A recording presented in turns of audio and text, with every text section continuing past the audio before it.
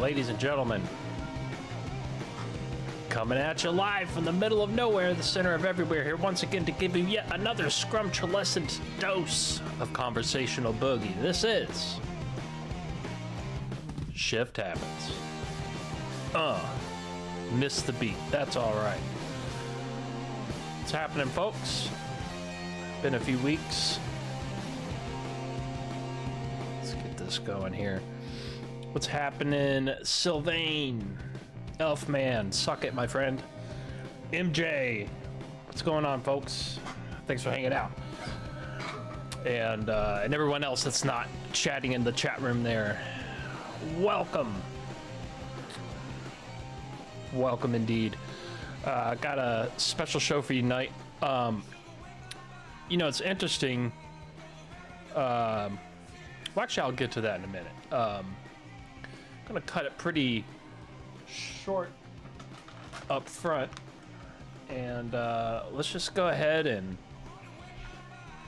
get into the boogie. Ladies and gentlemen, tonight for our first ever show that has actually been on Halloween, despite, you know, we've been doing Fridays for the last 7 or 8 years, and the show's been going on for 9. It's never fallen on a Halloween. Certainly not on, since we've been doing Fridays for 7 or 8 years. So for this occasion, we've got literally the OGest of the OGs when it comes to Shift Happens, the original co-founder and co-host, and she actually had the idea to start this show in the first place, and that's none other than Cortana herself.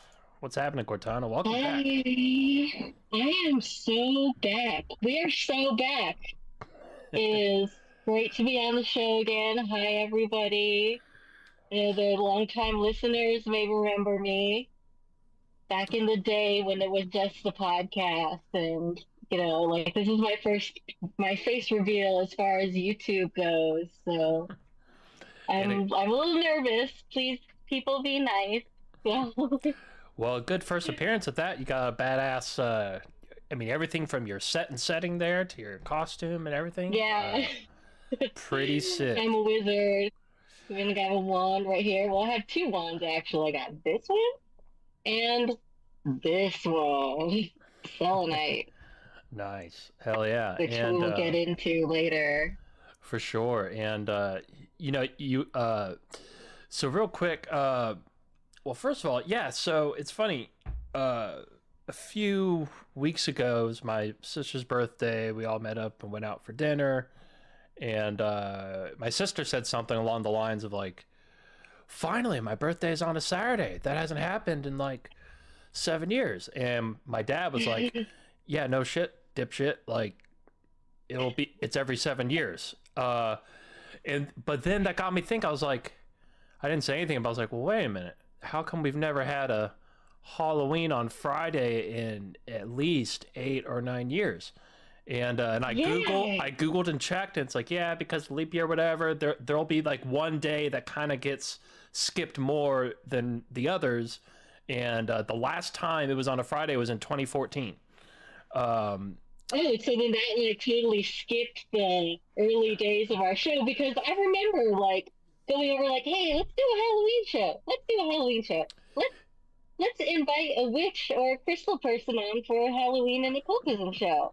And then now it's like gone so far that I'm just like, well, hell, I might as well do it. I mean, I've been practicing wizard since I was like 12, like, hell yeah. Who better to do it right now, especially for this show? I mean, I would say I don't want to brag or anything, but I'm a pretty awesome wizard, if I do say so myself.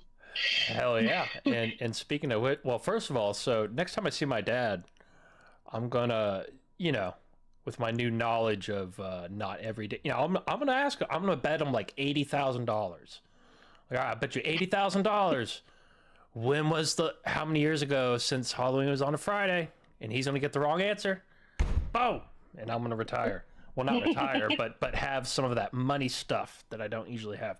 But also today, our band's second album, an EP, if you will, like a mini album, basically, was supposed to. So it's actually called "Season of the ...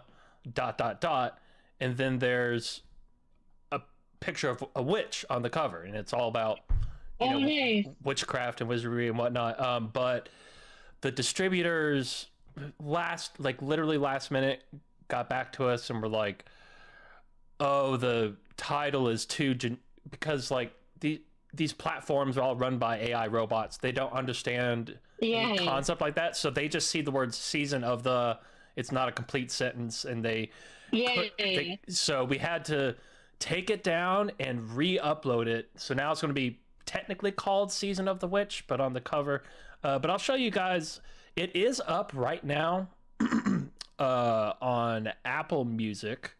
And what you want to do is look for, I don't think you can see it, Cortana, but up on the screen for you guys listening is, that's the album by Stereosynthesis. That's us. It's our first real album. The one we put out last year, it was just a collection of instrumental B-sides. There's no vocals or anything. It's kind of like just instrumental driving music for skateboarders, basically. But this here is our first proper album, multiple vocalists, like professionally done to the T. So this is like our first real album here. So if you go, Congratulations! I'm so proud of you. yeah, we've been working pretty hard on this, and this is actually, as all my audience knows, this is why, this is a big reason why the show hasn't been every week for a while. We've been working on this stuff for a while, so but it's up on Apple Music right now. It eventually will be everywhere. There's like 28 different platforms it goes to, but what you see on Apple Music right now will be taken down. And then it's going to be re-uploaded in the next few days. And it sucks because we had a big promotional thing over the last few weeks coming out on Halloween, and all of our promos were based on it being on Halloween.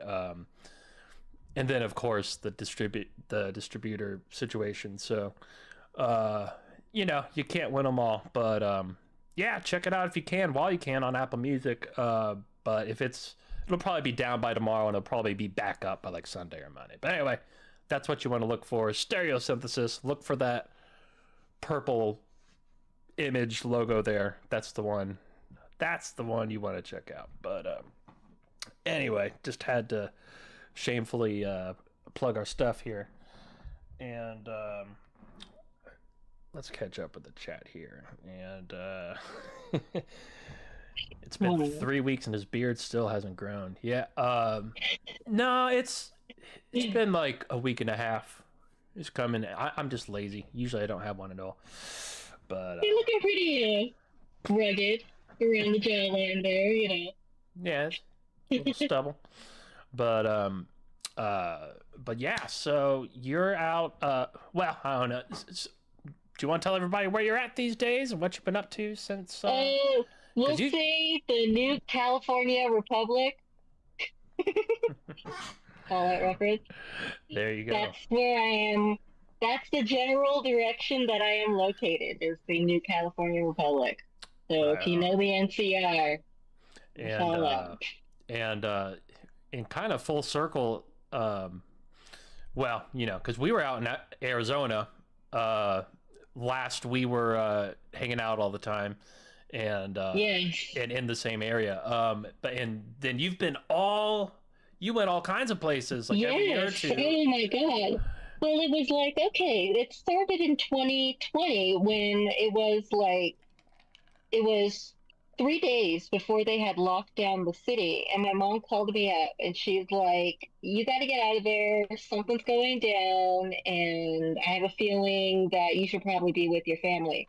So I go to the East Coast to go live with my mom and be with her and my family during the lockdown.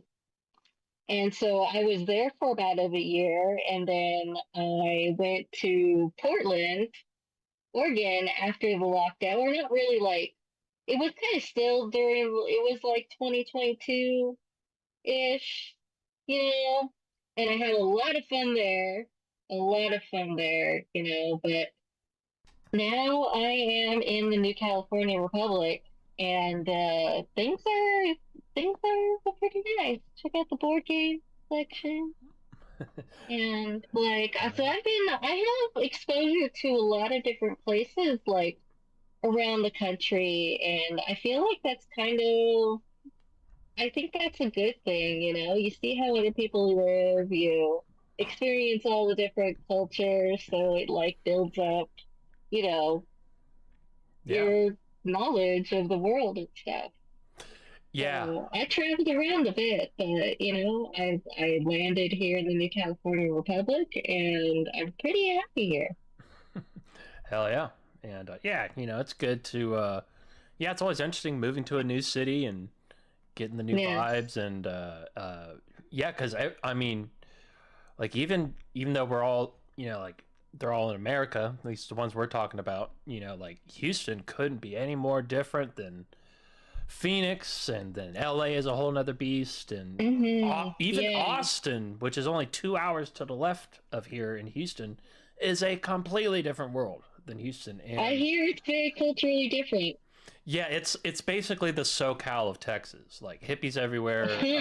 It's the live music capital of the world. There's a huge music scene there. South by Southwest happens there every year. ACL, um, and there Mhm. is just nothing of that.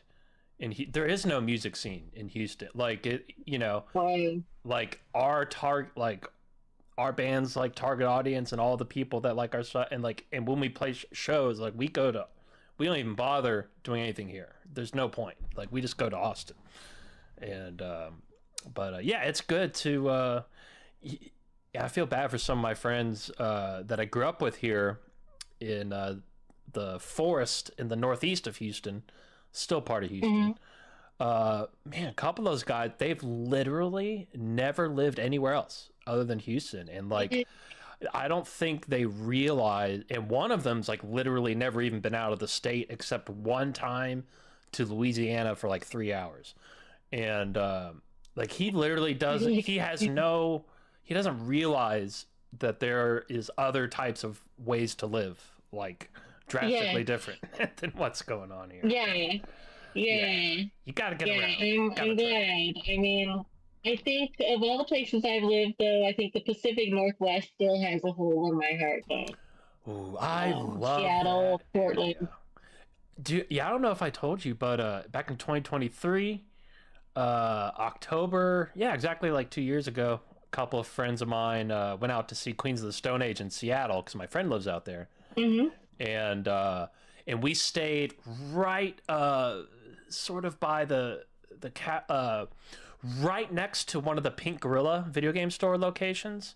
Oh, yeah. So, like in the National District Uh, kind of area, or oh wait, no, there's probably a new one. I'm sure. I Yeah, haven't lived there's two there or three of them. It was a since the smaller one, lockdown. but it's like this.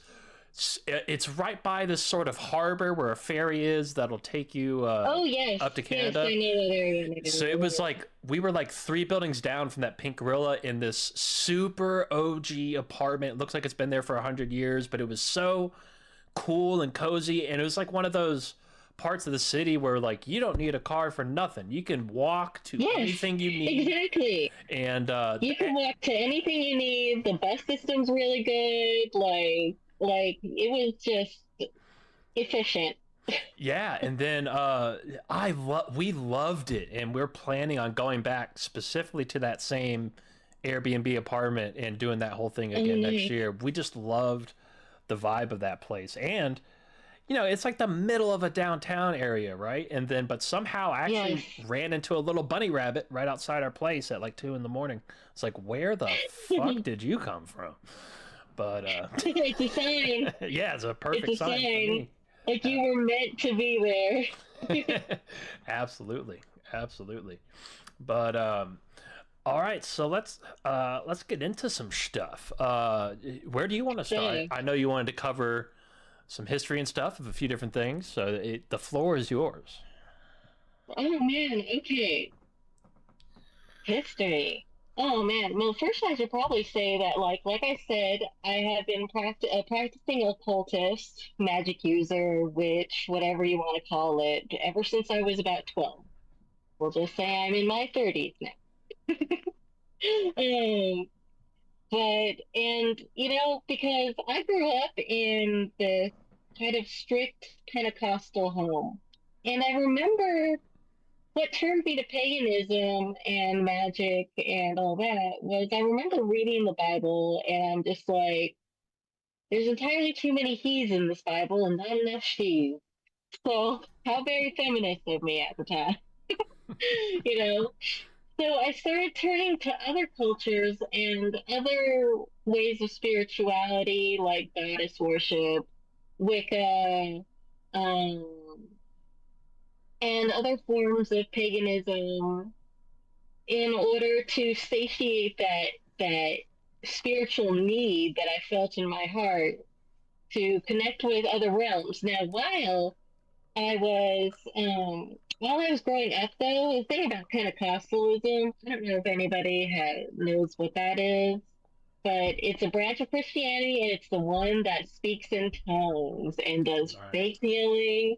They're like, by the power of, God, I heal you, feel the, and then they'll mumble a bunch of inaudible gibberish. They're speaking in tongues. So I did grow up with a acknowledgement because I have seen miracles. I have seen some things that just cannot be explained. So I grew up with a background of spirituality and being connected to the supernatural. Like I was aware of its existence in the world. It wasn't something that I was like skeptical about or anything. No, like ghosts, demons, angels, all the stuff. Bigfoot exists.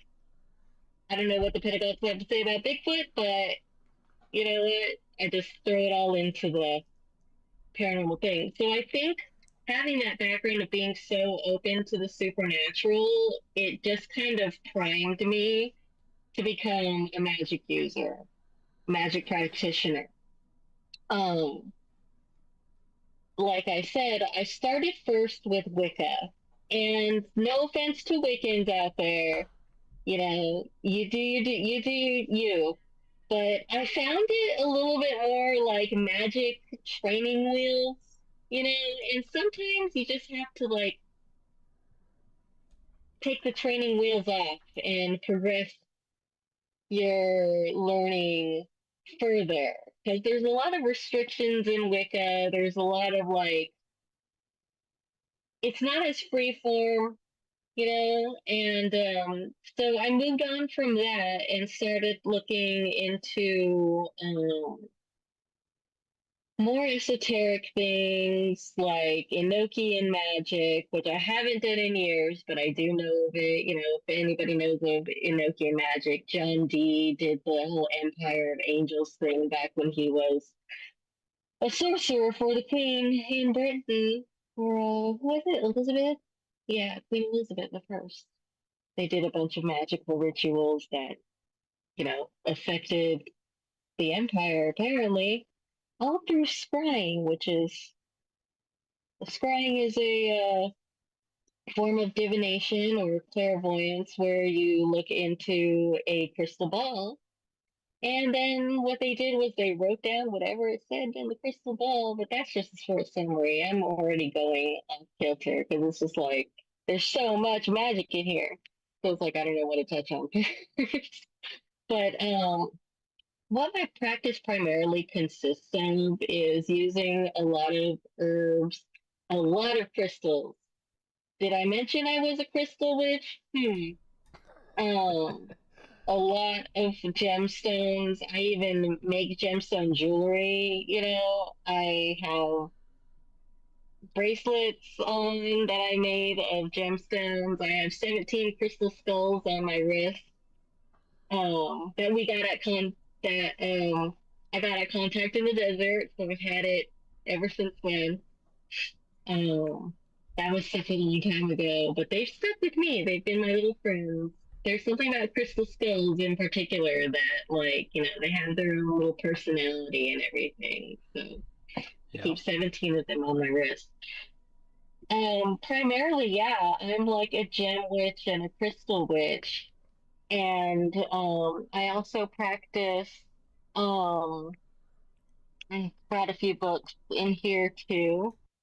I also am a practitioner of hoodoo, which is an African American form of magic, as well as Native American forms. It's like a melting pot of a lot of the magical traditions that came to America because you had the African magical traditions, you had the Native American magical traditions, you had the Europeans, and it all coalesced together starting in the American South.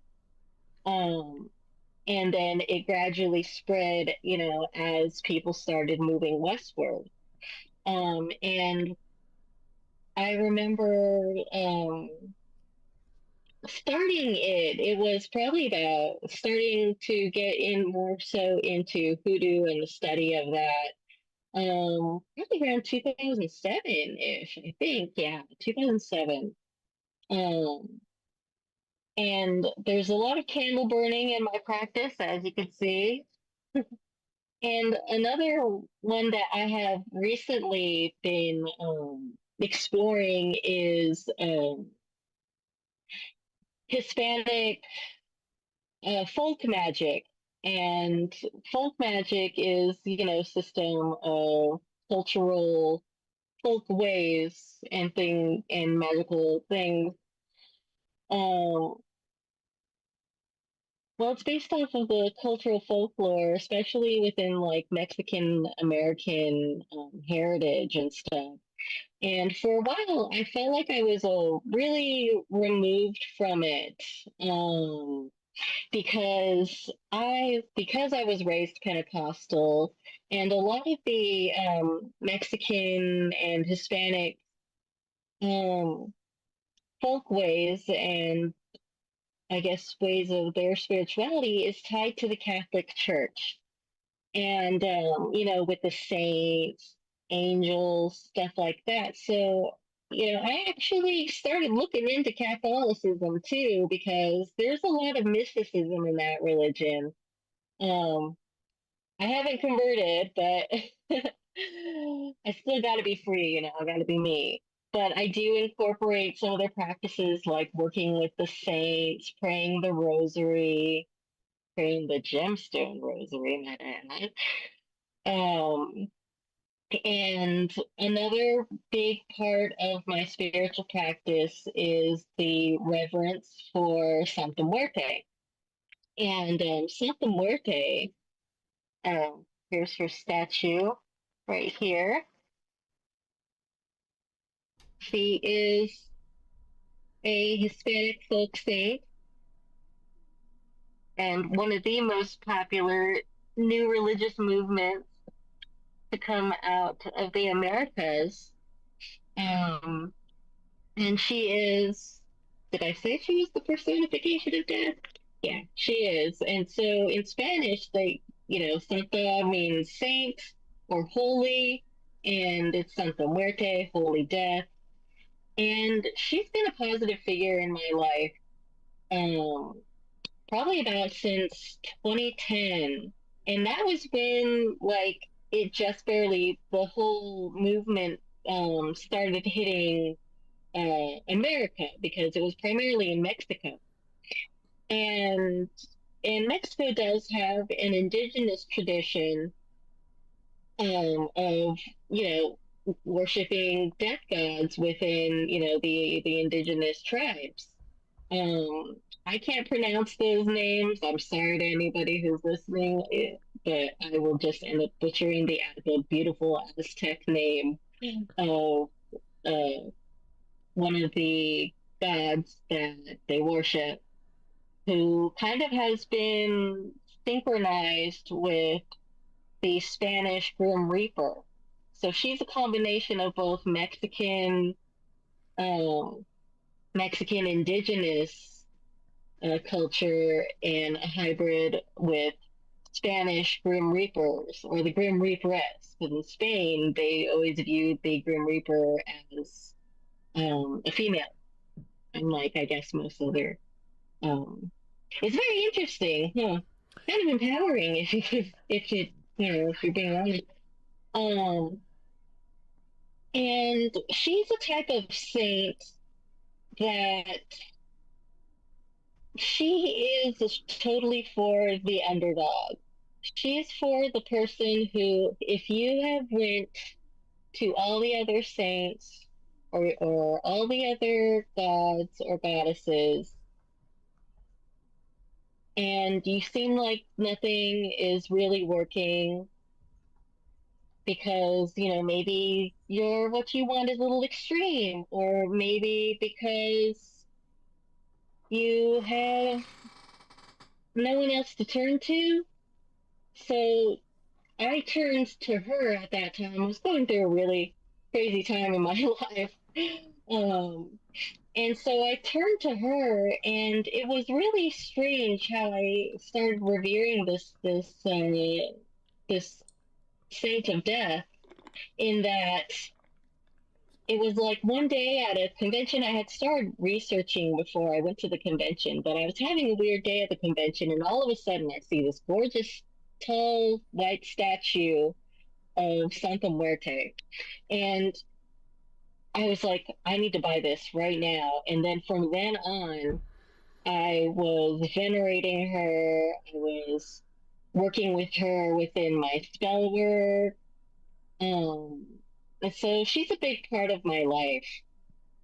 I give her offerings. She really likes offerings of weed and whiskey, tequila as well. So she's a bit of a party girl. Um, a lot of you'll see like altars and shrines in Mexico and on TikTok really, and it's just covered with tall boys of Corona and liquor bottles and stuff because she likes to party. She's also very fun, very agreeable. Like who can say that about a saint, you know? Right. Usually associate saints with liquor and smoking weed. But she also has a bit of a side to her that, well, like it's kind of underground in that she does get associated a lot with cartel members in Mexico because they go to her for, like I said, extreme things. But and even the Catholic Church has denounced the veneration of her, especially in Day of the Dead ceremonies. Like I recently read this article about um, about like how one of the bishops or something down in Mexico is like, no, you can't include this in your Day of the Dead ceremonies, but they're gonna do it anyway. I mean, like, um, and so that is like kind of my background. But I've also been, as we've been talking about, I am a crystal witch. I love crystals. I remember back in the day when we started this podcast, I would make those grids Yeah. to amplify the energy. They looked really cool, and I would take pictures of them and post them on Twitter and be like, "This is today's crystal grid. Good Yeah. vibes everywhere." Yeah. Every episode would be a different sort of altar of an arrangement of crystals and a candle sometimes, and we'd post the Yeah, picture, and yeah, that was always really cool. And we did a couple little rituals and stuff over the time, yes, and yeah, dark that was magic. fantastic. Yeah.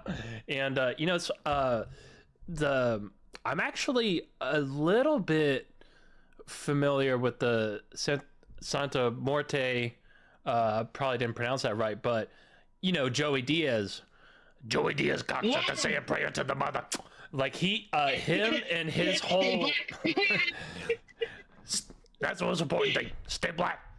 Um, but like him and his whole family, both in South America, and he grew up in like New York City, like organized crime in like the 70s and early 80s. Like Oh his yeah. family was deep in all that stuff, but they were hardcore Santa Muerta Oh yeah. religious family, and like they had all the statues and altars, I and every single day of the year where there was this you had to do or that, like they were as hardcore in yeah. that as like the Pope is in Hmm. Catholicism. Like they were 1000% in it, and I've over the years I've probably consumed hours and hours of him just talking about the Santa Muerta like rituals and the Or holidays and all that stuff.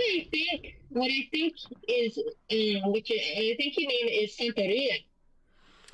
Well, he actually mentions that Or too. did he mention Santa Muerte too? Yeah, Like and like because he was like showing the the female the Grim statue? Reaper statues just like you showed there. Yeah, like Oh. and it went beyond Okay, that too. because Like there were multiple figures, but that was the main one, and their mother yeah, would. because I remember he was I remember the story of he talked about like his baptism into Santeria, and that was really interesting. I barely remember, but I know he mentioned it and talking about how intense they got into things. So that's pretty cool that he's a Santa Muerte devotee too. Like I'm not Yeah. surprised, and I hope him and his 10 cats are doing well.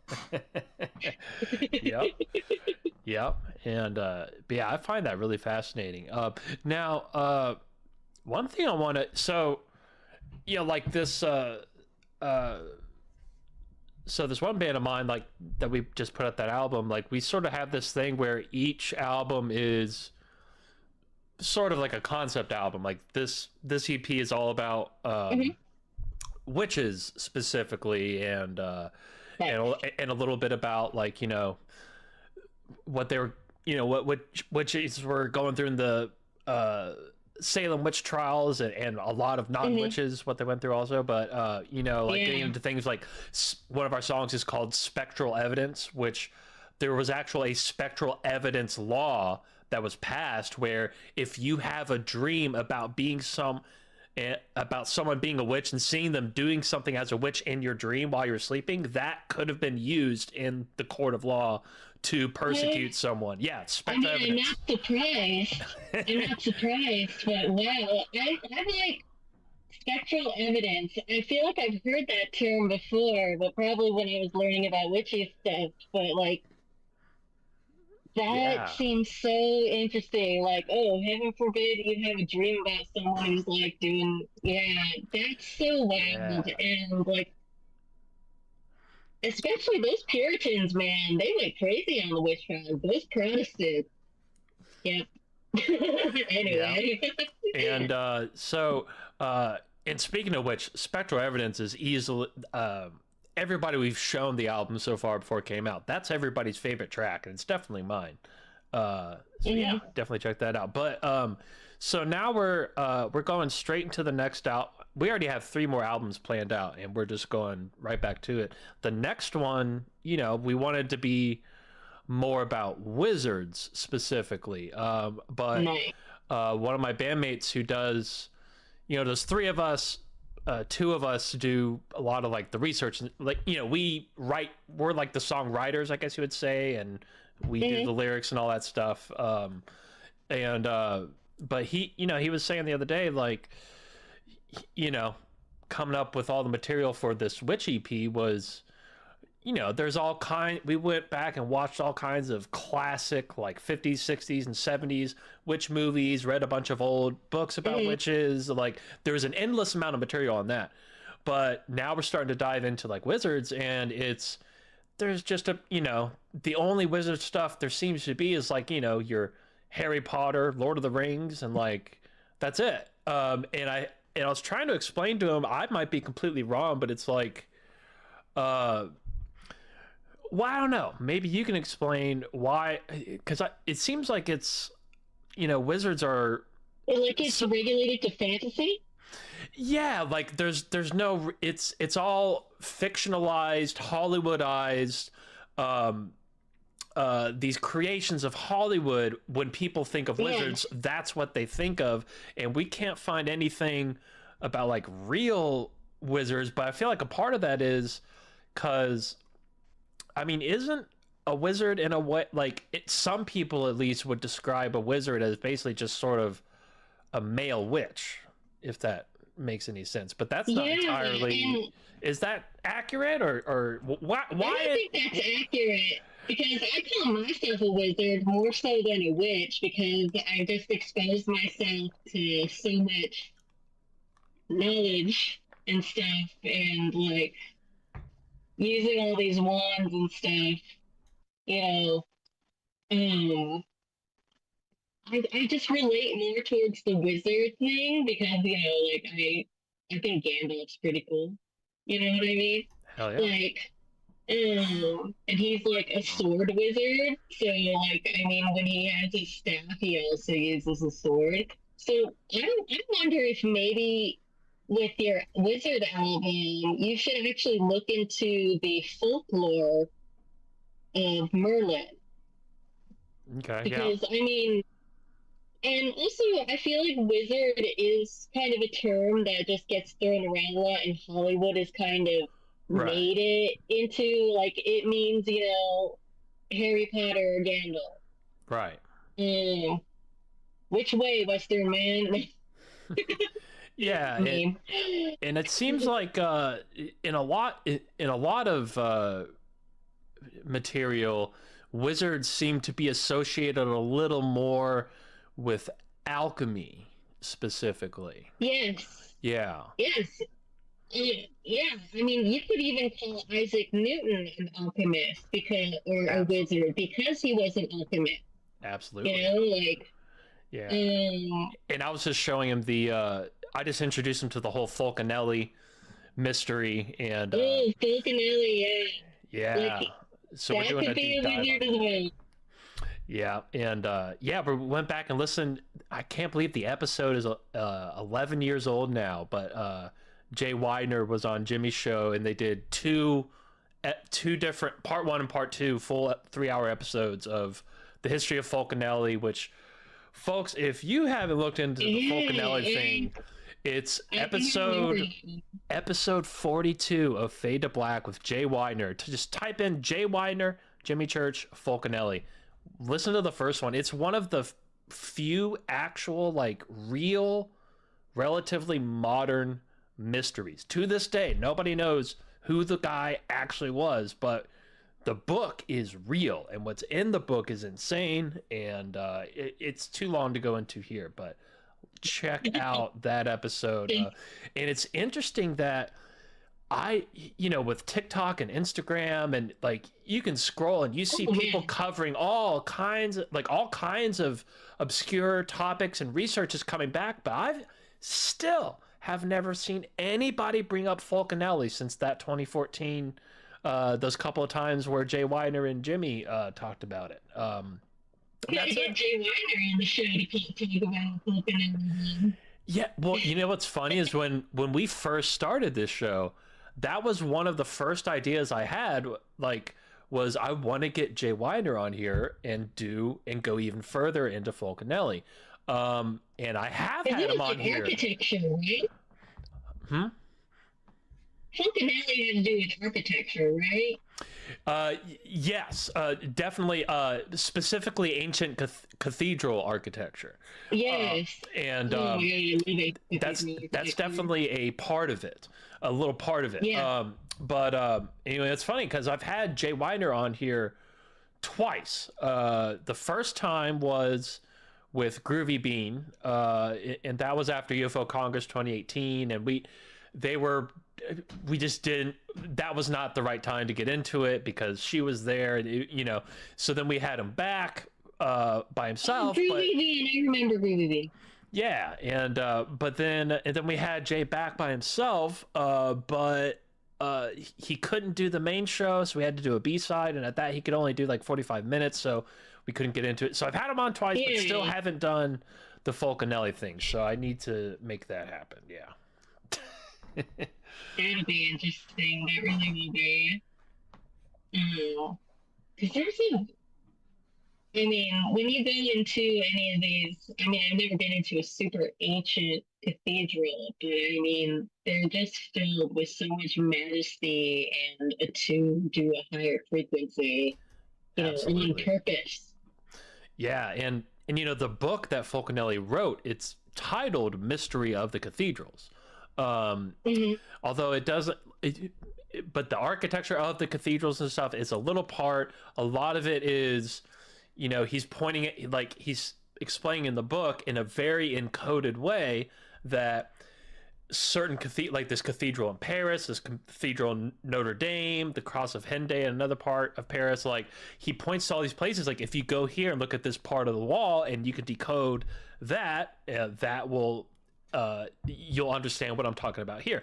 And Jay Weiner, back in the late 80s, early 90s, he did that. He traveled around Europe and went, like, he was studying that book and breaking it down for several years. And he went to all those places, and he has images of all those spots, which the images have been long removed from the internet, but I know he still has them. So all the more reason to do that episode with him and get those images.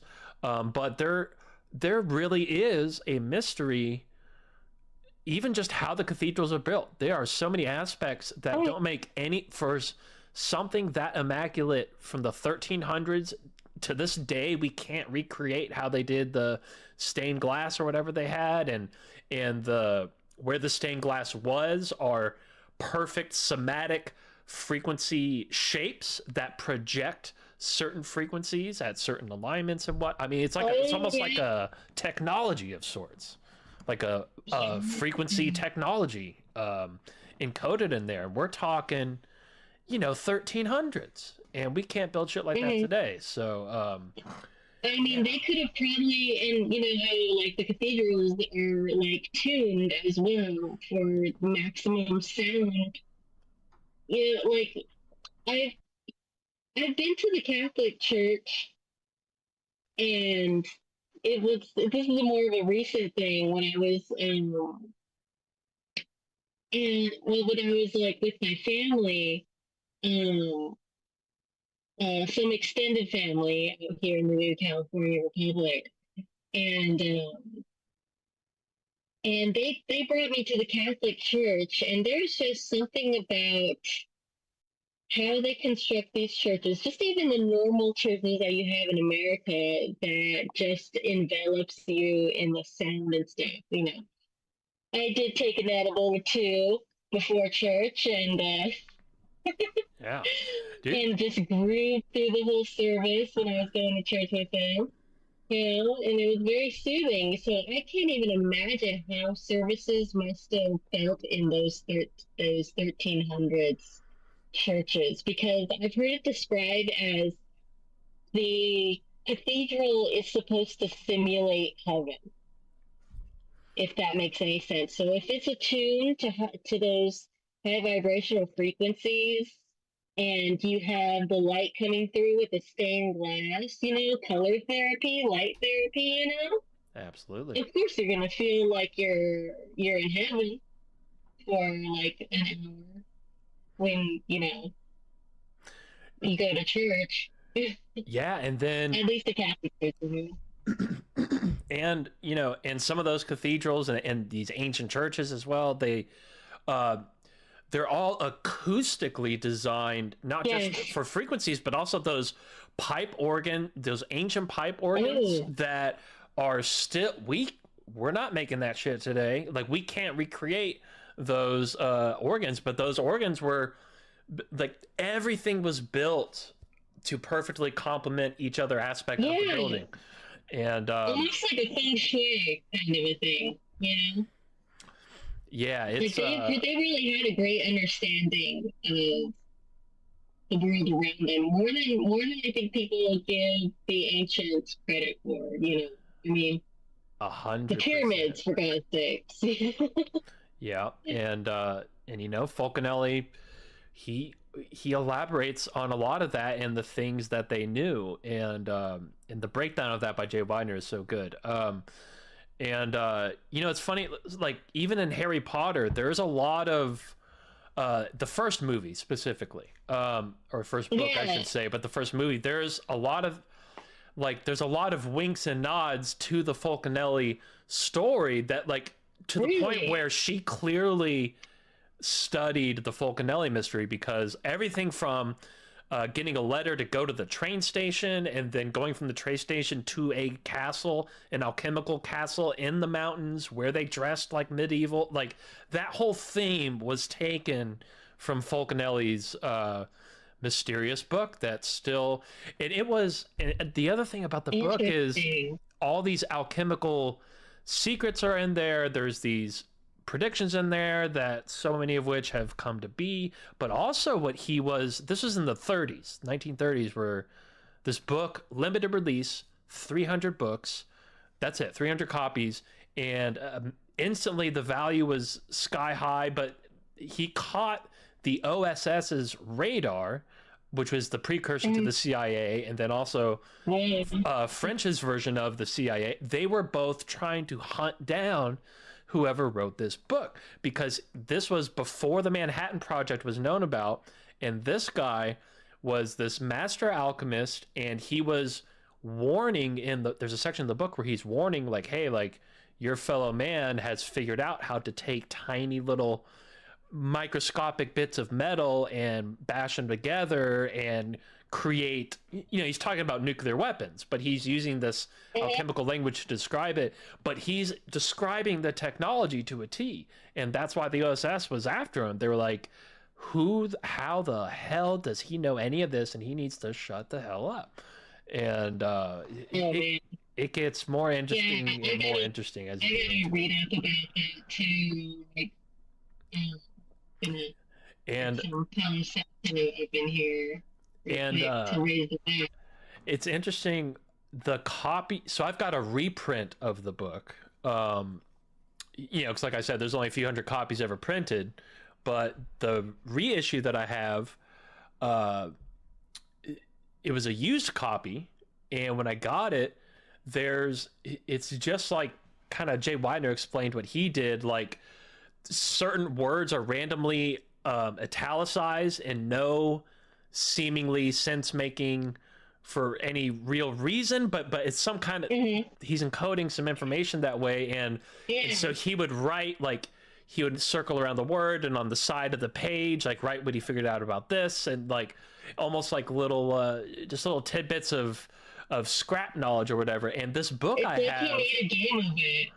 yeah, and this copy I have has the same thing. There's like rune symbols written on the side with a line drawn to the word that was italicized. Like that person clearly spent a long time going to the cathedrals and looking at the thing and Mm-hmm. trying to decipher it himself. Also, whoever owned the book before me. Um, Oh man, yeah, I Very think we interesting. could probably keep going about ancient architecture and Fulton Alley for the whole thing, but maybe we should get to crystals now. We're ready and we're Yeah, let's do it. oh, yes, all right. Crystals. Crystals and gemstones. The difference between a crystal and a gemstone is that gems are actually the ones that are made for jewelry specifically. Whereas a crystal is in its raw form. Right. Yeah, like this. Sometimes those get mixed up, or all crystals gemstones, or all gemstones crystals. But one of the things I like to do is, we had mentioned this before, I do a crystal grid. I don't have them in a grid right now. I just kind of have them everywhere. But well, I haven't made any crystal grids to be honest in like about a month or two, because we have a baby bird, and the baby bird had learned how to fly. And the baby bird likes to fly onto my outer spaces and hang out there and throw things off of the tray. So, Yeah. I haven't been doing my weekly crystal grid,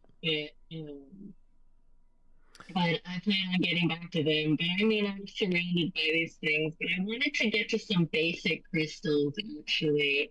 And they're not basic as much as they are what you want to have on hand. These are what I have on hand. Um, but I wanted to start with the things like protection, protecting your energy, your auric field and stuff. And one of those crystals that I like to use is black tourmaline. Now, black tourmaline, I call it the guard dog of crystals. I even wear a black tourmaline on my wrist.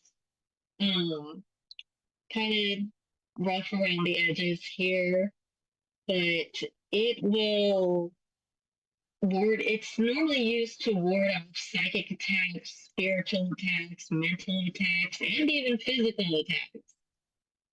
So, that's the one that is shielding you. I find it to be very powerful when it comes to that. Another crystal that I keep around me is Stodolite.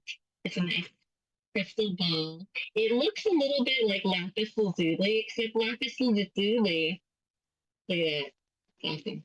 It looks like a planet. But lapis lazuli has flecks of pyrite in it, and kind of a different makeup. Um, but sunlight resonates with the third eye chakra, if you guys know chakras and stuff, but that's right in the middle of your forehead, and it brings clarity, focus, calming, and assists with meditation. I usually keep this one on my altar, um, or in my crystal grids. Um, Another one I keep around me is smoky quartz, right here. Nice. And I took notes and everything. So it says, good for being grounded and centered in the physical body. Does absorb negative energy, so you must clear it with selenite, which we'll talk about pretty soon. Often when using it in crystal healing work, laying it on yourself in a grid pattern or just with meditating with it, you know. And then we want to go to, let's see here, what's next on my list? Aqua Aura Quartz. And these, I have yet to make a necklace with these, but this is what happens when you plate normal quartz crystal, which is clear, with vaporized gold, and it turns the stone blue. Um, Nice. Beautiful. yeah, and it empowers other crystals in healing layouts and grids. It also carries like with the added bonus of like the metal being put onto it, that even changes the frequency as well. Um, and I've used it in my grids plenty of times, to like as bridges towards other crystals. Um, Next time we'll like have pictures that you can show of these elaborate crystal grids that I do. Another one is so I make rosaries too. Santa Muerte rosaries and Catholic ones too. But what this is angel aura quartz, and it is quartz that's bonded with platinum and silver, and it lifts up the spirit, creates a connection with one's guardian angel in his mind. Angel aura quartz. Nice. And,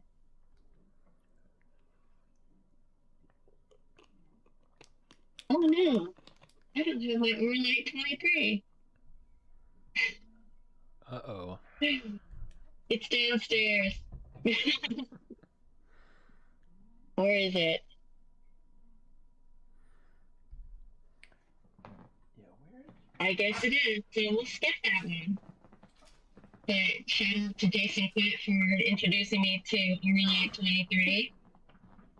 If you want to know about it, I would show it to you, but it's downstairs. But if you ever come across Orlight 23, it looks a lot like amethyst.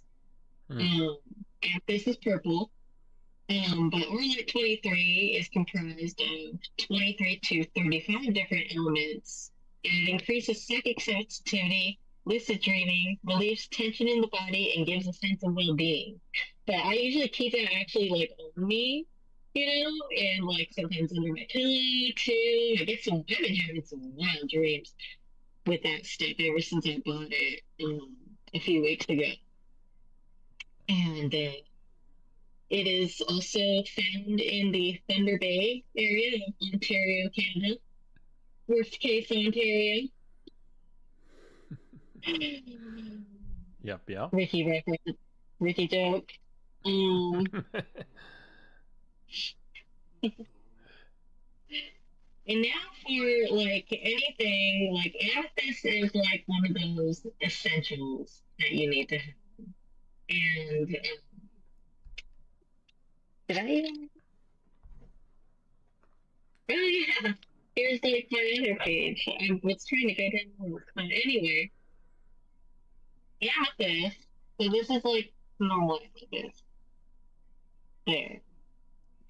And it enhances clairvoyance, removes negativity and fear.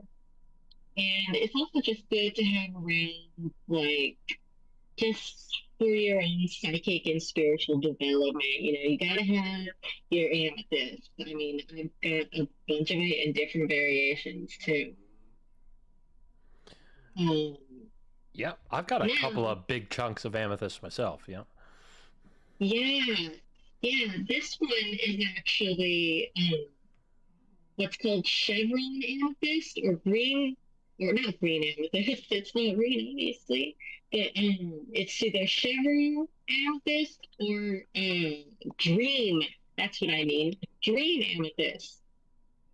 And you can see the shimmer that it has on it. It's been plated with titanium Hmm. and the vaporized titanium, kind of like the ore quartzes that I showed you previously. Um, and where was my reference? Ah, yes.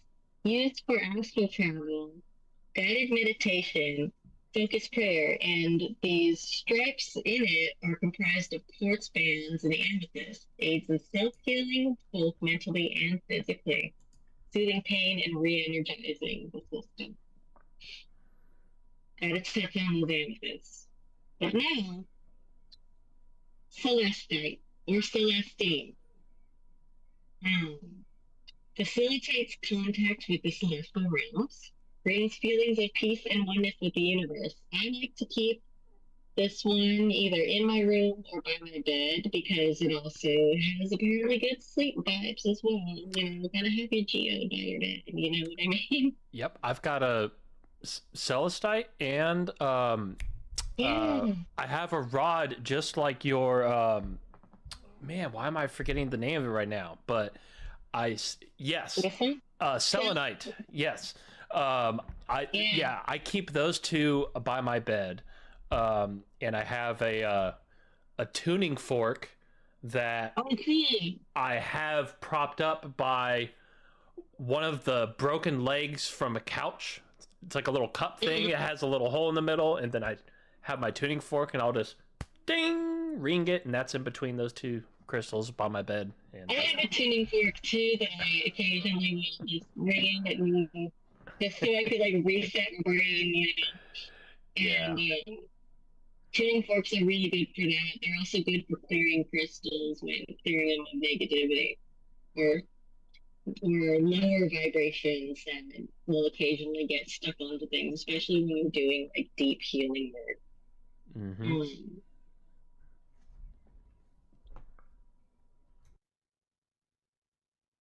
all right.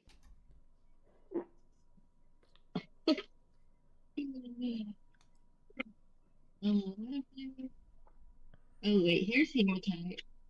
Oh, and these are my tectites. I'm just like seeing what to present next since I left some of the stuff downstairs. But wait, mm,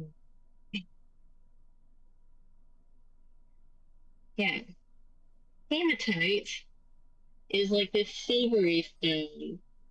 Um, and what it's used for is it deflects.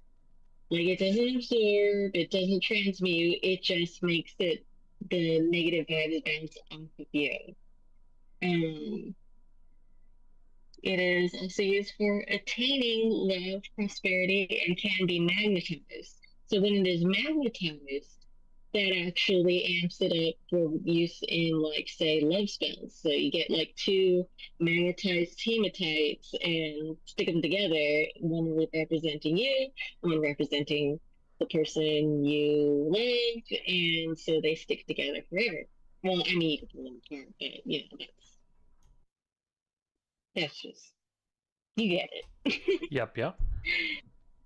um,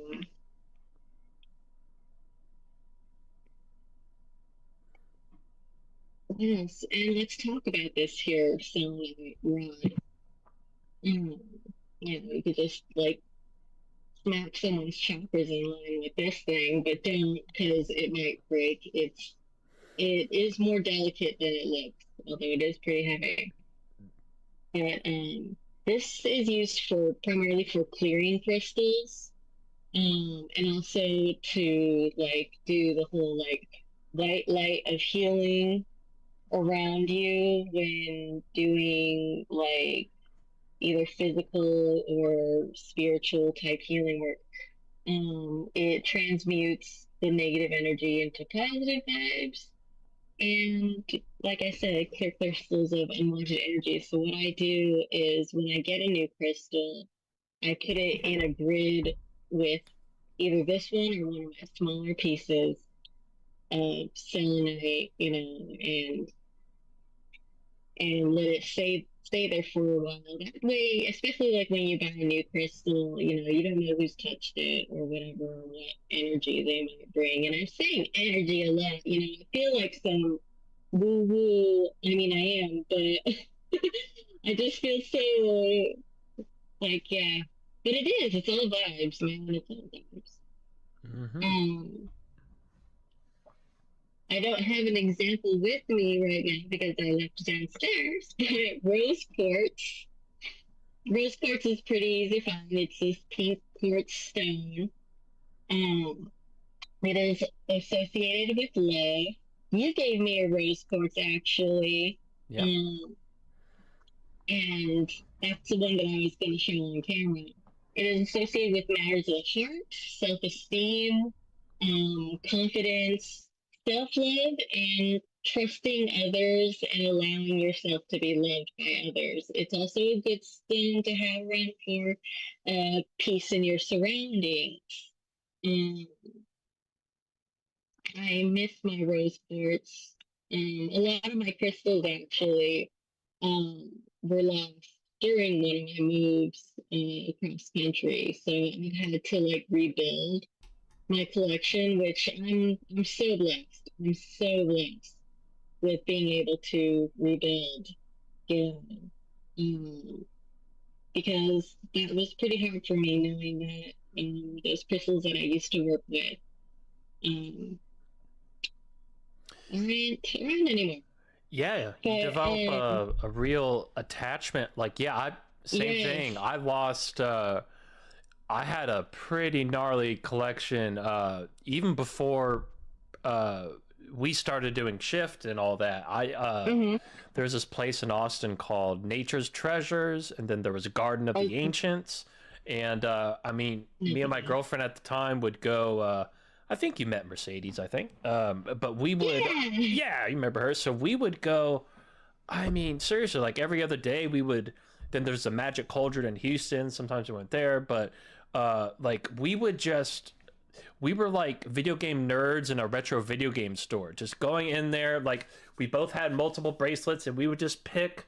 Uh, we'd research stuff like, okay, this one we'd have my own little cocktail of a bunch of different types of stones all around one thing that I thought based on their descriptions went Yeah. together, and I had multiple of those, and you could pick any crystal at the place, and then they would drill the hole to put it on a bracelet That's for you cool. on the spot. And then we had basically little like altars all over our apartment wall with the bigger stones and just proper like beautiful arrangements of it. It looked like our whole apartment kind of like not quite as awesome as your setup there, but Is what's like going on? but it was the Yeah, same you got a like theme going. it was the same kind of theme though. Yeah, our whole apartment was like that. And yeah, I lost so much of that stuff, and it is it's heartbreaking, really. Yeah, because when you work with crystals long enough, they start to gain a little bit of personality. So I hope whoever has my crystals now, like they get some positive energy and feel fulfilled, love and light, wherever they are, you know. Um, But like I said, I've been blessed to work with these gemstones now. I've been working with them probably about 2.5 years now of making, I started making rosaries actually for Santa Muerte. Because I saw that there was a considerable lack of like quality gemstone rosaries for this particular figure who's being venerated.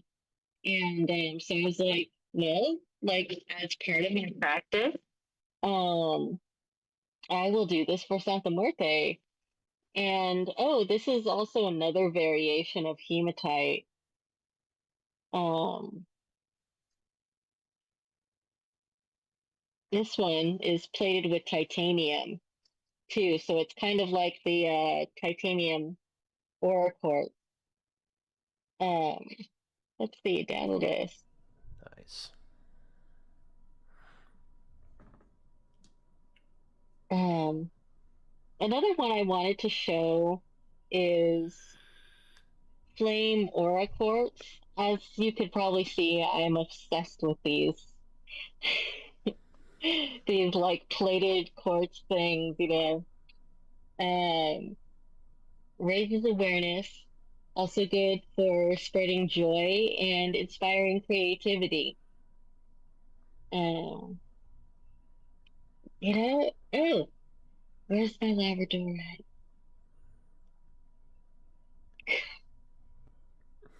You think you have everything, and then like you're just like, oh wait. Well, Yeah. I'm just going to talk about Labradorite because Labradorite is awesome. And it's kind of, at first, it looks like it's a brown stone, but if you turn it towards the light, there's like blue flashes through it. So if you ever find Labradorite, definitely, definitely get it because it enhances communication with other realms. Great for someone doing shamanic journeying or deep trance work. Um, and, like, and right now, I'm actually, what? I do have Oralite 23. It's on my neck. Duh. There you go. These were expensive. You get like Oralite 23 since it's only found in one particular place and it's very sought after by the crystal woo-woo community. um, like it was about $25 a strand, and I bought two. I had to get them, you know. Yeah. And so it's all part of my like wizard regalia, especially when I'm doing, sorry, especially when I'm doing like magic and stuff. I like to wear certain things when I'm doing that, just to attune myself to the frequencies in the universe. Um, yeah, but we went through my crystal list. So, um, we went through my crystal list, but what else? Oh, I could also show off my other amethyst plated again with Nice. titanium. Yeah. Yeah, I'm obsessed with it. Oh, Yeah, I like that titanium plating stuff. mm-hmm. I'm a fan of that. Yeah, Yeah. That's cool. yeah. You know what? I could probably like at some point send you some, or if you come out to the New California Republic, if you're on your way to a convention, stop by my place, and I could give you some crystals because like because you'd really like kyanite. I have kyanite in here, and what kyanite does is it aligns the chakras, and I have titanium plated kyanite too, titanium plated black kyanite. So I'll have to give you one the next time you're in my area. Yeah, I think I'll Uh, be passing through on my way to Joshua Tree early in February. That might be a good time for that. oh, that would be a really good time. Yeah. Right on. Um, how's the chat doing? Is Elf there? Yeah, he's here, but he likes to play Assassin's Creed while he hangs out and chats for the first 20 No. minutes or so, and then he continues to listen while he plays Assassin's Creed. That's kind of his deal. Hi. But he's definitely listening, and yeah, Yeah. he's super into crystals also, as I'm sure you know. He sent me some actually. Remember when he sent me some? Yeah, that's right. Yep. He sent me a bunch of those quartz crystals. Yep. Oh, Um, Pat's back in the chat and just acknowledge everything I said. Yep. He popped in to acknowledge that. But yeah. Where was I going with that? Oh, yeah, I was about to anyway, Elf has turned a lot of people, I'll just say, onto the world of crystals, including like, Yes. like Hmm. top-notch medical professionals and like all kinds of people different types of Uh-huh. people that you wouldn't think would ever be able to get interested in that, and he's actually like sort of converted them to crystalism, if you were. I love it when that happens. I do. I love it when that happens. I got this bracelet from a friend who I converted to crystalism, and because she was like, "Thank you for showing me this," and here, like, have these crystals, and it changes. I think they really just shift the event because it happens. um, I think having them around as opposed to not having them around, like you could feel when the energy is dead or tense or whatever. Or even if you go out into the public, you got to protect yourself from other people's unwanted juju. You know what I mean? Hmm. Like, and so I mean, they're like shields in a way, and also used to attract the things you want as well. Yeah, it's another tool in the magical arsenal, and it's one of my favorite tools in my magical arsenal. Because like to say, like I used to read tarot cards too, and all of that stuff, but I found that crystals for me, when incorporating them into my spiritual practice, work more. Um, like I know how to read tarot cards. I can read them, but every time I try to read them for myself, I'm just like, oh, that's no good. Nope, I don't want to know this. All right, we're done. Let me go to a professional because I am that type of person who will be like, all right, I don't have this down, or I'm probably projecting a little bit too much onto these cards. I want to go to a professional. So I've been to psychics before, to tarot readers before. I always like to have someone else read for me. And I remember you used to read I Ching too, right? Yes. Yeah. Yeah. Yeah, I You like to still do need to it. give me a reading. Yeah. Yeah. Did we? I think we were going to do it one day or something, and I couldn't find the original book I Uh, had. Something prevented us from doing it. But yeah. yeah. So there was like a year or two where around that time where I wasn't doing it. But yeah, typically I like to do one reading every season, so 4 times a year, Oh, and cool. Yeah.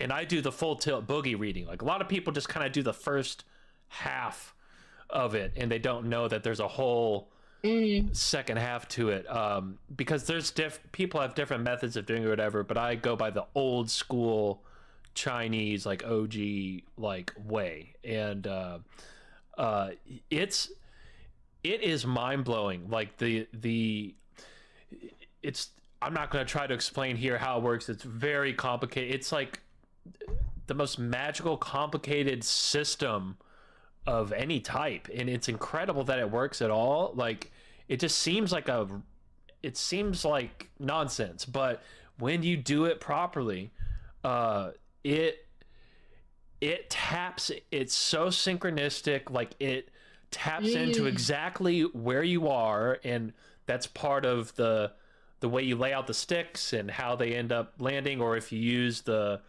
bronze coins, the traditional Oh, the bronze coins. coins, Yeah. they actually resonate with you, and that affects the outcome of the patterns they make. And like it sounds like a bunch of nonsense, but every single time it gives me the deepest chills, because it's acknowledging right where I'm at, and then the second half that most people skip addresses exactly everything that I'm concerned with and gives me clarity on it. It's really similar to how I also like to you know have visit my old friend mushrooms, typically at least once a season, just to sort I of did that this morning.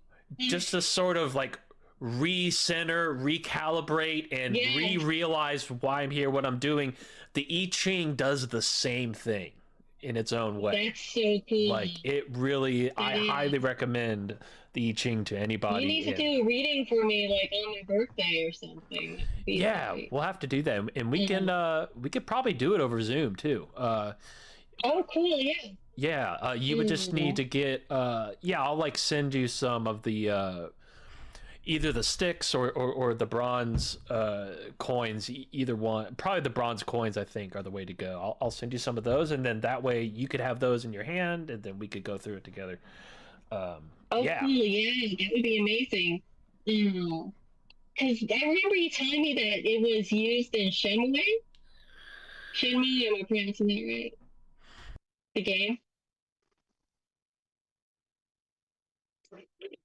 Hello? Oh, sorry, that was muted there. Yeah, you cut out. Hello? You cut out just a little bit when you said that. Which game? Shenmue. Or Oh, yeah, Shenmue? How do you... that. Yeah, Shinmu. Yeah. I actually usually say Shinmu, but it's actually Shinmu. Shenmue, okay, yeah. Yeah, there is. Yeah, there's not. It's funny you mentioned that. There is a lot of indirect connection to it in there. They don't explicitly like show you the I Ching in there, but a lot of the lore and lessons and whatnot are sort of derived, especially in Shenmue 2, which takes Mm, place in China, whereas you start off in Japan in the first game and you're Japanese. But mm. once you get to China, that stuff starts to kick in, and then in Shenmue 3 as well. Yeah, it's really If interesting. any game needs like a remaster, you know what I mean? And Yes. a sequel. Yeah, And another so sequel. and I'm sure you see me on Twitter on the 4th of every month participating in the Yes. Shenmue Blast, and that's how we got Shenmue 3. You know, that was Oh, a cool. we waited 18 years between Shenmue 2 and Shenmue 3, which Shenmue 2 ended on the biggest cliffhanger in storytelling history. I swear to God. And we raised we broke Kickstarter records because Oh, wow. Sega That's didn't cool. want to make it, but they gave Yu Suzuki the license to make it himself. And Mm-hmm. so we as fans funded it, and they're actually just about to do a re-release of Shenmue 3 called Shenmue 3 Enhanced. Um, but Mm. yeah, that game, that story, that world is out of any book or movie or anything I've read, that's my favorite story. And plus, like you're actually in it, so it's so immersive on another level. And Yeah, I've seen it played in front of me. My man has the series, except for Shenmue 3, yeah, well, but he I've seen should how it wait. goes. Yeah, he should wait. It's just about to come out by the end of the year. The new Oh, enhanced okay. version of Shenmue 3. That's the one he's going to want to get. But also, recently, a few months ago, I guess it was the end of last year, Shenmue actually won BAFTA's, the British Academy of Film and Television Awards. Big Oh, fucking deal. They won BAFTA's most influential game of all time. Like, and nice. and that's not an award they do every year or anything. That's a one time, like once a generation sort of statement. Like this, this is the most influential game of all time. But And it games are art, man. They are art. And especially I love it when, games will draw from, I want to say reality, but it's still the supernatural when it comes to drawing from mythology, divination methods, philosophies, like how what you told me that Shenmue um touches on. I like games with some substance yeah. like that, or that have like a kind of a mystery to them, that if you look deeper, oh, these are the things that the artists, the designers, the writers were inspired by, in order to make this work of art. I actually, for those of you who don't know, I went to school for video game art and design. and animation over at Academy of Interactive Entertainment in Seattle. So I do know how to make a game. I don't have the equipment right now, but I'm manifesting. It's in progress. It's all gonna work out. Right on. Well, actually, you know, Yeah. speaking, well, first, I do want to say I agree exactly with what you said. That's my favorite type of games are where they're very story driven, mysticism driven, and like sort of spiritual journeys.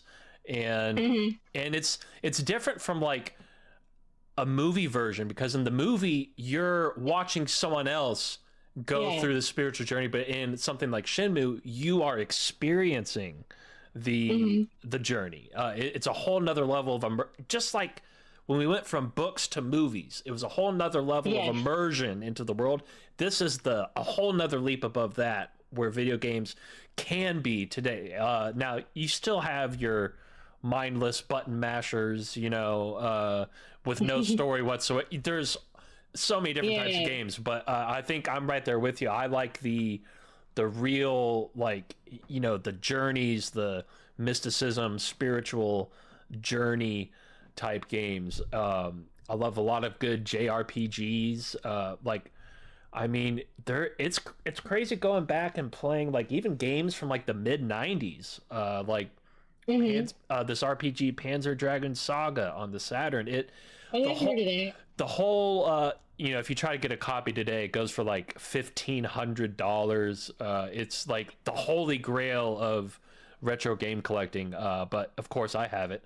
Um, and Nice. and the whole story is about like it's it's uh it's got some Graham Hancock type stuff, ancient lost civilizations that had high technology Yes. that have been rediscovered like way before any ancient aliens or this stuff was on TV or anything. Like these developers were Oh, already completely. into it. And Completely. I mean, that's one of the reasons why I fell in love with Halo so deeply and so hard was that, they touched on the subject of ancient human civilizations. Well, some might argue with me that whether it's humans or aliens, but you know what? We're going by the Bungie canon here, and the forerunner's a human. Anyway, so it harkens back to this whole ancient civilization that created these ring worlds, and that they were, spoiler alert, they were ancient humanity and stuff. And I feel like we could draw a lot of parallels to that with what we're discovering, Göbekli Tepe and all of that, seeing that, yeah, like what we were talking about earlier, with Falconelli, like that these people were way more advanced than we give them credit for. And so when that reflects in video games, like we were talking about Assassin's Creed, and the ancient Atlanteans, um, yeah, flood myths, etc. Like there has to be. It's like a collective. I feel like it's a collective memory within the human consciousness that it's like, yeah, we could have been a starfaring people thousands upon thousands of years ago. I mean, if you want to like go all the way back to, oh, who was it? Did we have him on, Michael Primo? yeah, many times. Yeah. Yes. Yes, where he's like human evolution goes all the way back to like 1 million, and I feel like there's a lot of substance lacking in video games today, save for like a few, because you've got a lot of writers who don't have anything other exposure to things that are more on the esoteric side. All they know is they've been to a university, and they all they know is the university and a desk job. And that's just my little comment on the game industry, but Yeah, especially the current state of the game. a Yeah. lot of the AAA stuff is, I mean, there's been so many AAA disasters over the last few years where they Oh, invest oh, for real? like Concord, for example. That was like a $500 million Yeah. investment. They pulled it down after 10 days because nobody, they're just trying to copy other successful mindless games, Yes. and that's what Chasing happens trends. when you have the money people making creative decisions. Hmm. That's Hmm. what you get, and that's why the indie game scene is really picking up right now, because people are sick of the same cookie cutter AAA no substance bullshit. And Unreal Engine bullshit. yeah, but Unreal Engine stuff. one I think it was Unreal Engine they used, but I just finished. It took me like 6 months. Fully completed the Elder Scrolls 4 Oblivion remaster. And Okay, that one did work, and there were a little bit of things that like were kind of off, but that one did work really well yeah, when it works, in Unreal. there When was it works better. there's some even if you have it on console, but especially if you have it on PC, like you have to every so often you have to clear all the cache from your computer. You have to install some mods to get it to run properly. But once you do, but I that's another game I love because it's very much into the mystical world, and they have their whole Yes. own uh, set of history that goes back thousands of years. And like literally in the game, there's hundreds of actual books that you can read about the lore. Yes. And I read every book. Oh, I loved it. Yeah. I loved it when I played. I played it recently. I've just been taking my time with it, honestly. But also, I have like a little bit of like post gate stress disorder with how many of those Oblivion gates that I had to close to the point where it's like, Lord, do I have to close this gate again? Oh my God, do I really want to put myself through that I feel you there. 70 times again? I feel you there. Yeah, to the point where I put, because I mean that is part of the main quest, and I always put that off. I do all the other stuff first. I go do through all the guild quest lines, Yeah. all the side quests, and then I start doing the main quest. I might chip away at it in between the other stuff, but yeah, I saved that for the end. And yeah, I'm not even going to say how many hours it took overall, but regularly playing that game since it came out, like what, 6 or 7 months ago. Just finished it Yeah. 2 nights ago. Wow. Yeah. Yeah, I still haven't finished it. I mean, I'm still trying to get through the Mages Guild, but the Mages Guild is like really difficult to get into because you have to get everybody's like sign off on it, you know? Yeah. And if you don't have certain spells in your arsenal and you can't learn them at your level, so I'm kind of stuck right now. Yeah, you just got to run When it around comes to spamming a. Oblivion. You just got to run around spamming a spell for a few hours to get the level up. Uh, yeah, Yeah. and and I actually just like because I played Skyrim. I played all of them, even the first two. Hey. But cool. my honestly low key my favorite one, and I just started probably my third playthrough of it today, was the third one, Morrowind. Which is a lot more like that was the first great, like the first two were more proofs of concepts. The second one can be kind of good, but the third one was the first like Oblivion and Skyrim level of Elder Scrolls, like the first proper and it one. works in a console. And but the thing is, it doesn't hold your hand at all. No, Like there's it doesn't show you where to go. You have to explore and learn your way around, just like you have to learn your way around your city before we had GPS. Like you had to. Yeah. So it's not as modern, new generation gamer friendly, but I grew up on that shit. So, and I already know the world like the back of my hand. So. To force you to know the world like the back of your hands. Like I remember playing Morrowind for the first time, and I just couldn't do it. I'm like, all right, it doesn't really. It's too slow for me. Yeah, it's an investment. So I played Halo instead. It's an And investment. then when Elder Scrolls Oblivion came out, I played the hell out of it. Oh my God. Like, because, I was like a teenager, and what are you going to do on a Friday night when your parents aren't, like, letting you go out because you have to babysit? All right. I'm just going to sit here and play. Actually, no, it was a little bit, I was out of the house by the time I played Oblivion, but I played a lot of Halo in my high school days. I don't really, if I have to admit, I don't really anymore. I have a PS5, but what is that? Oh, thanks for the sub, biatch underscore 127. Thanks, biatch. Appreciate the sub. But I remember I was 18 when Oblivion came out. Yeah, and I mean, I played the hell out of the game. So I was already an adult by that time. But when you're below the age of 21, what are you going to do on a Friday night? Yeah. You know what I mean? So you just sit there and you raid the liquor cabinet and play Oblivion. Yeah, when I That's what first I did.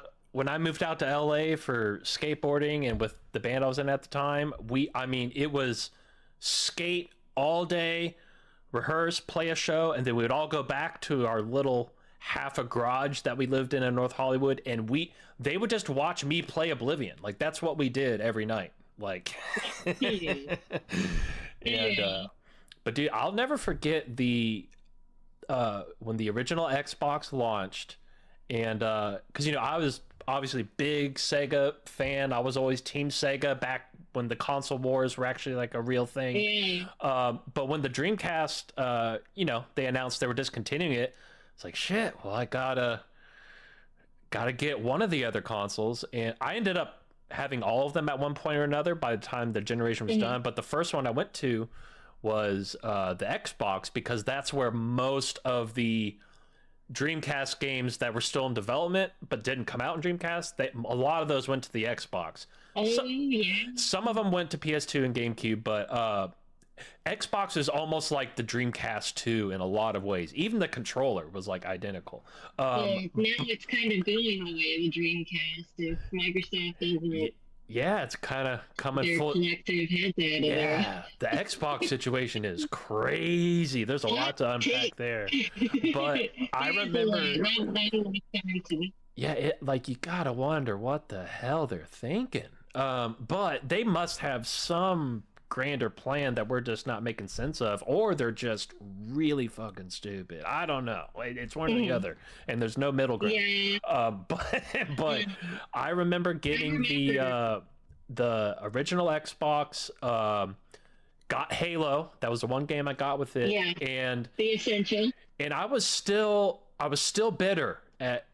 Even though I just bought it, I was still bitter towards it because this is part of the reason why the Dreamcast doesn't exist anymore. But man, like instantly, I just got so captivated by the Halo experience, the graphics, the music, I'm the odd man out here, but I loved the original Duke controller. I loved that controller.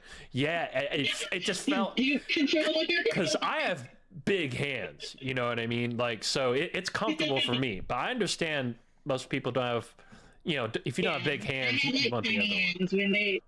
When they released the smaller controller, I was like, yeah. But that was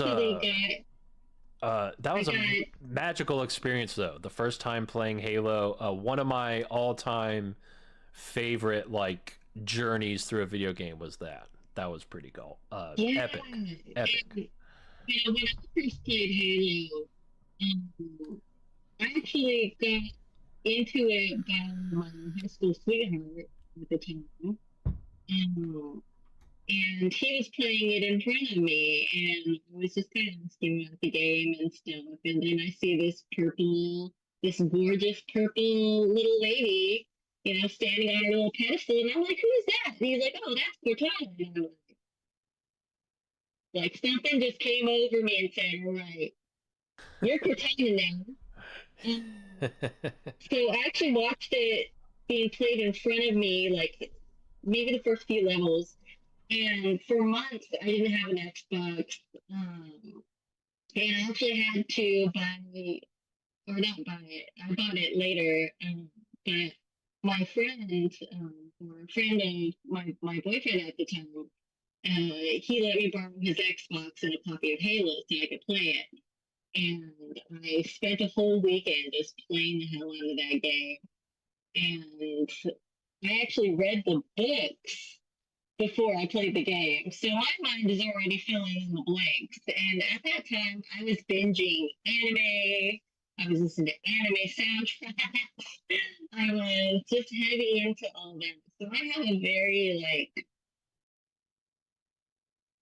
altered perception of Halo because I didn't start with the game. So it's like, but when I played the game, I was like, this is everything I wanted it to be, you know? And that started my journey with Halo. And now that they're making this remake, I'm just like, oh my God. Like, I watched it. I don't know if you watched it, but I was just unimpressed. Yeah, I I've was heard. unimpressed. Yeah, I heard they basically desecrated it in many ways. And I saw a post of I think a friend of yours on Twitter today. He had reposted somebody that's like a well-known Halo 343 Mm-hmm. leaker, and she's been. It seemed like a she. I don't know, but was Yeah. has been spot on about every single thing she predicted. And apparently, Oh, apparently, she's saying yeah. they're about to completely refuculate Halo 2 and 3, and Yes. And they're gonna insert their shitty lore into it, yeah, and it's just like these games need to be ported properly, and you need to have the option of playing them in their original state without extra dialogue or um, extra lore bits that we retroactively inserted into to make their lore make sense with ours and all these other things. Like Marty O'Donnell talks about, he's the composer for Halo. He talks about how there's just I'm paraphrasing, but there's just a certain kind of vibe that he wanted people to get when he played, when, you heard that music, you played that game. I mean, he even inserted, like if you go past a certain point, another part of the music will layer on top of it. So yes, it's almost like a rhythm game in a way where like yeah, and it the takes you to different places. yeah, like the intensity of the music builds up perfectly Yes. to what the situation. That was my Yeah. favorite part about the original was how awesome, especially as a musician, like how perfectly designed it was for each and every moment of the game. Yeah. Beautiful. And they did that with all three of the original games, ODST and Reach. Um, Marty was there for all of them, and I'm really interested in what he has to say about the remake. Hopefully, he'll say something. He's a pretty controversial figure within the Halo sphere, but he has always been nothing but nice to me. Meeting him over at Bungie and hanging out at events and stuff, and he's always been like one of the most gracious people. So shout out to Marty O'Donnell, the original OG music composer of Halo. But Yeah. I saw that Halo remake trailer, was it Campaign Evolved? And I just, it doesn't have the vibe, and they changed around a lot of the architecture that you would normally associate with the first game. And they do that in every one of their iterations. They change around the Forerunner architecture. The Forerunner being, for those of you who don't know, the Forerunners are this ancient race, spacefaring race who left these worlds behind for future humans to think. But they had a very unique architecture style that was based on a lot of stuff like artistic movements like organic architecture, brutalism, and cathedrals. Um, so like, and I found a lot of that missing in the demo that we got to watch. It just I was uninspired. I like reached new levels of unimpressed. Like maybe if they had like at least one OG Bungie guy like consulting on it, you know, I would feel more comfortable. But I don't think, judging by 343's history, I don't think that that is going to happen unless someone steps in and says, "Hey, that this is the right thing to do. We got to have these guys in if we want to make it correctly." Yeah, because I mean, they're Because it means so much to have the blessing of the people who came before. You know what I mean? Like you gotta respect the giants whose shoulders that you are standing. You yeah. I mean, it really is a shame when people start. I mean, at that point of what they're doing to those original three games now is like you're you're taking a huge risk in essentially almost ruining the legacy for a new generation. Yeah. And you're you're trying to fix something that genuinely doesn't need fixing, and Yeah. you're removing the magic that made it Yes. the epic series that it was in the first place. Yeah. I mean, the solace being thrown around as far as the Halo remake is. It's soulless. It lacks that certain edge. Like of course I don't expect a shot for shot remake. Um, maybe I do. Who knows?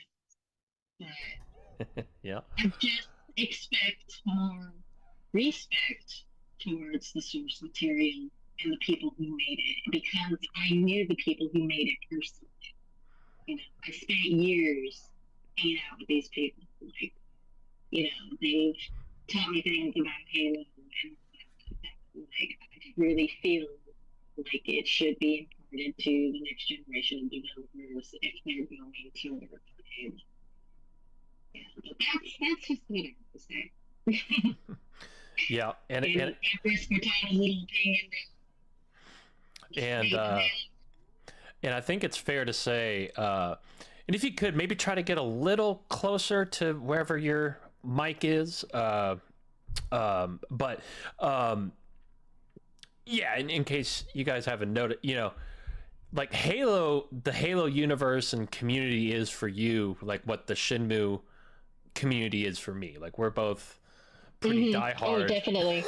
Die Hard, no matter what happens, like I still love it, even though I don't love what's happening right now. I mean, you probably love what's happening with Shenmue and being able to get, your sequel. Congratulations. It's like I congratulated the Fallout fan base for having a good show. I'm like, oh, you like Fallout? Congratulations on the good show.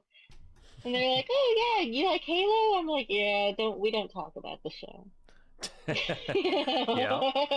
And like I'm so stuck with like Halo's been such a big part of my life that I feel like I'm stuck with it. I've tried to get away with it or get away from it by going into the UFO community and I spent years doing all of that and stuff, but then I just had to come back to it and be like, all right, I need to offer my 2 cents in as far as what's going on, and I make art too, which has a lot to do with Halo, psychedelic art mainly.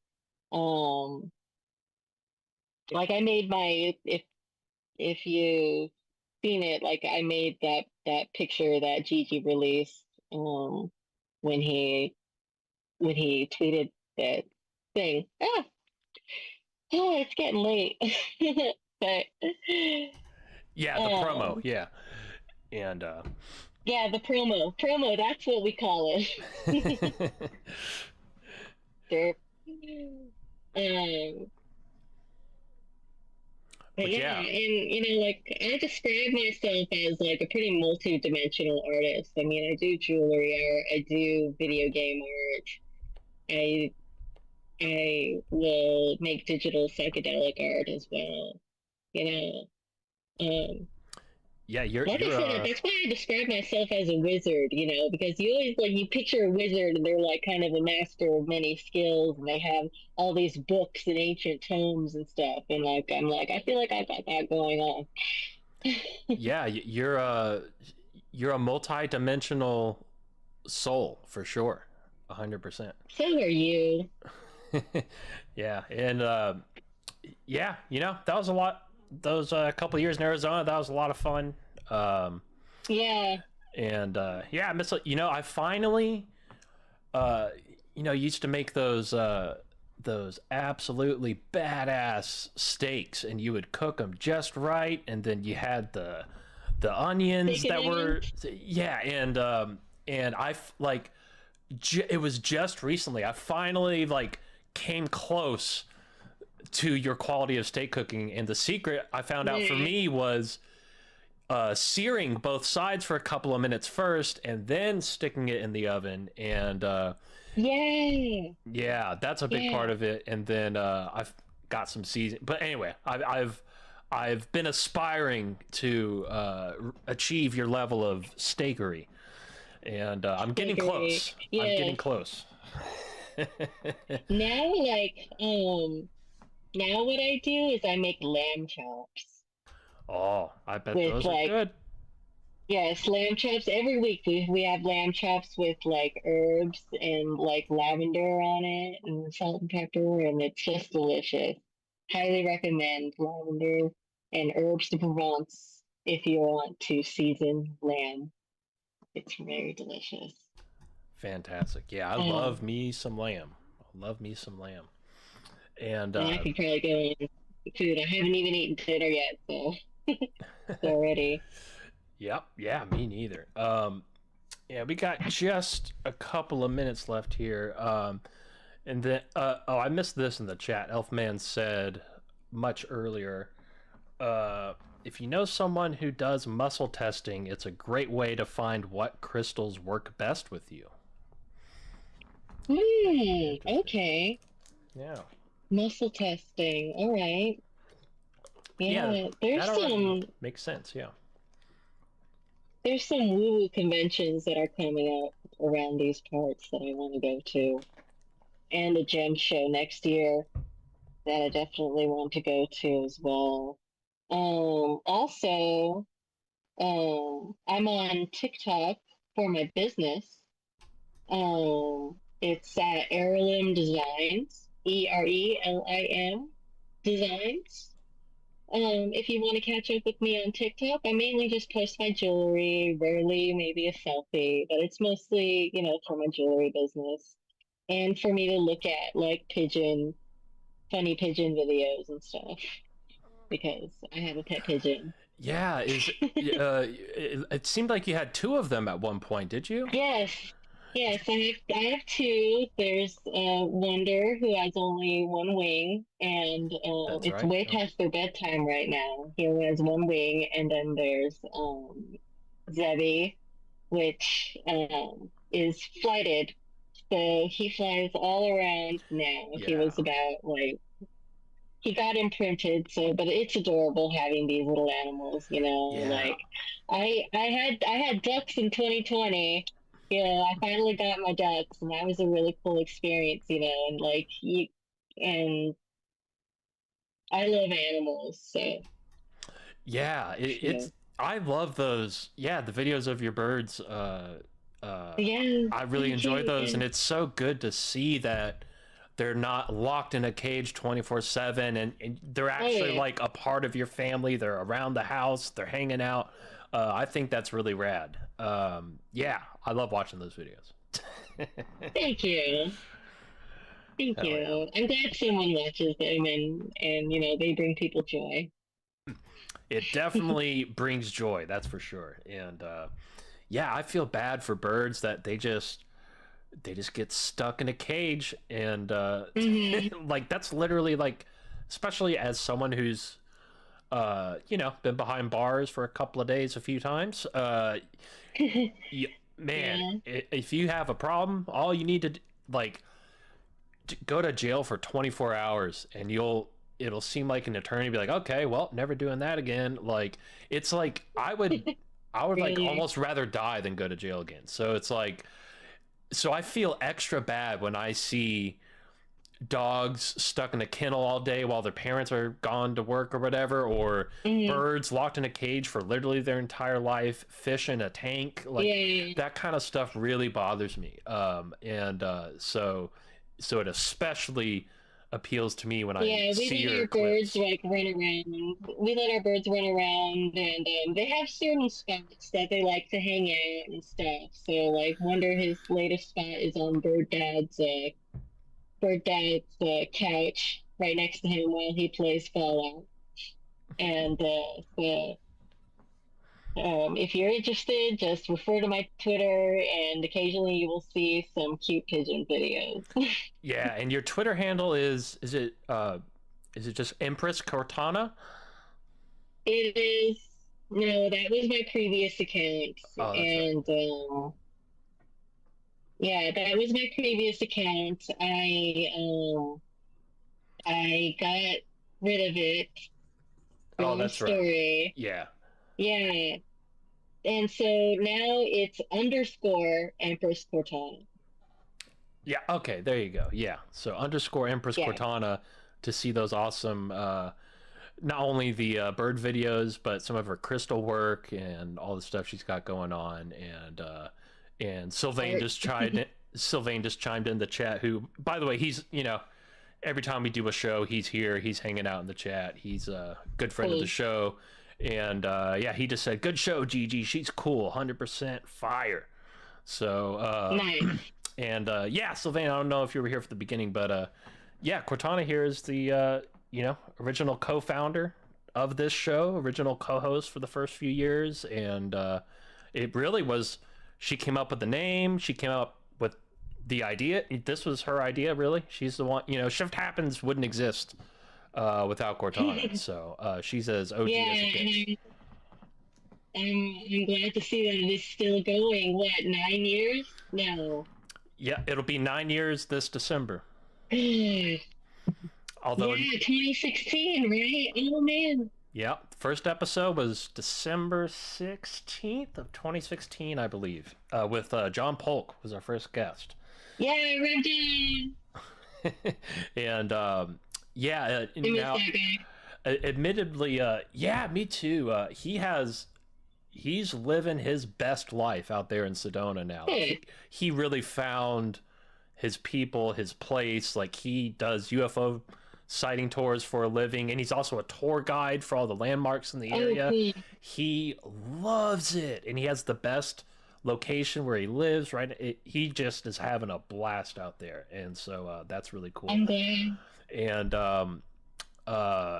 but yeah, this last year and a half or so, this show has been pretty, it's like one episode every 3 weeks, typically. Yeah, because you've been busy. Very busy with the band stuff and my little retro video game business and everything else. But I really would love to get this back to once a week. But yeah, but nonetheless, this show has existed for it'll be 9 years this December. So yeah, it's crazy, man. Time flies. It is. It really is. Time goes But by. all right, well, again, thanks for coming on, and happy Halloween, everybody. Yeah, Hope you happy all- Halloween, everybody. Hope you guys had a mystical time listening to us. Absolutely, and yeah, we'll definitely we'll have to do this again sometime, and Definitely. yeah, maybe one time, maybe we could. I don't know if you'd want to, but maybe we could do the Ichi thing. Like, we could do it on the show. That could be fun. But Maybe. we'll see. We'll talk about it. And then yeah, definitely in February I'll be passing through, so I'll definitely let you know when I do. Yeah. But yeah, thanks for coming on. This was a really awesome hangout, and yeah, we gotta do it again sometime. So This is fun. Thank you, everybody who listened.